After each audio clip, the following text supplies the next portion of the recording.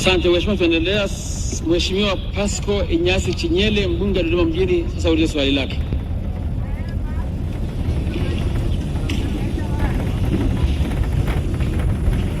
Kwa maelezo kuwa sehemu ya bonde la kati Singida kwa kata ya Mbalawala, inaomba swali langu namba 72 lipate majibu ya serikali. Mheshimiwa Naibu Waziri, majibu.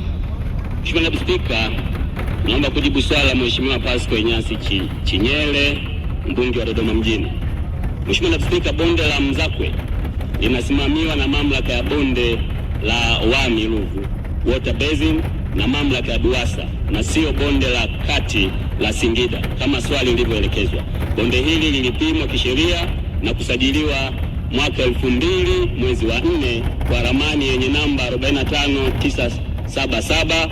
Eneo hilo lina ukubwa wa hekta zaidi ya 34 na lipo katika kata za Chihikwi, Kawawa, Matangizi, Makuru na mtaa wa Muungano.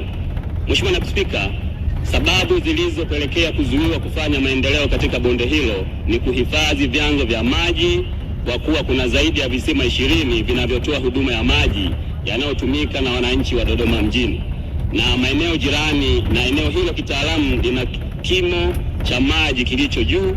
Serikali imechukua hatua za kusitisha upimaji na umilikishaji pamoja na kuendelea kutoa elimu kwa wananchi juu ya athari ya kuendeleza eneo hilo.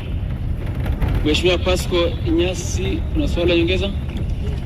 Asante sana Mheshimiwa Naibu Spika, pamoja majibu mazuri ya serikali, naomba kuuliza maswali mawili ya nyongeza kama ifuatavyo. Mitaa hii mitano na sio kata, mitaa hii mitano ilipimwa kama vijiji mwaka 73. Je, ni hatua gani serikali inachukua kuwanusuru wakazi wa kata hii ya Mbalawala wapatao takriban 12,000 ambao wanategemea ardhi hii kwa maisha yao ya kila siku? La pili, wakati serikali inajiandaa kutoa bonde la Mzakwe ili wafidia wakazi wa vilivyokuwa vijiji vya Mzakwe na Mchemwa na baadhi kuwahamishia katika kata ya Chahwa ambayo sasa hivi kwenye jimbo la Mtumba, je, serikali ina mpango gani wa kuwafidia wakazi wa mitaa hii ya kata ya Mbalawala ili wapishe bonde la Mto Ruvu kama ilivyo wafidia waliokuwa wakazi wa vijiji vya Mzakwe na Chahwa? Mheshimiwa Naibu Waziri, majibu. Mheshimiwa Naibu Spika, naomba kujibu maswali mawili ya nyongeza Mheshimiwa Inyasi, mbunge wa Dodoma mjini. Nianze na swali la pili, kwa maana kwamba sisi TAMISEMI ndio wamiliki wa ardhi. Nitakaa na Mheshimiwa mbunge kuna namna gani ya kuweza kuendelea kuwafidia wale ambao hawajapata, kwa sababu serikali imeendelea kutoa fidia katika maeneo mengi sana nchini.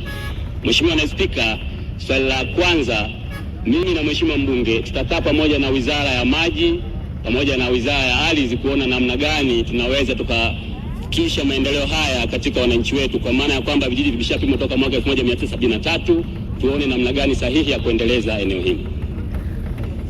Asante sana Mheshimiwa Naibu Waziri kwa majibu ya maswali ya Mheshimiwa Bunge.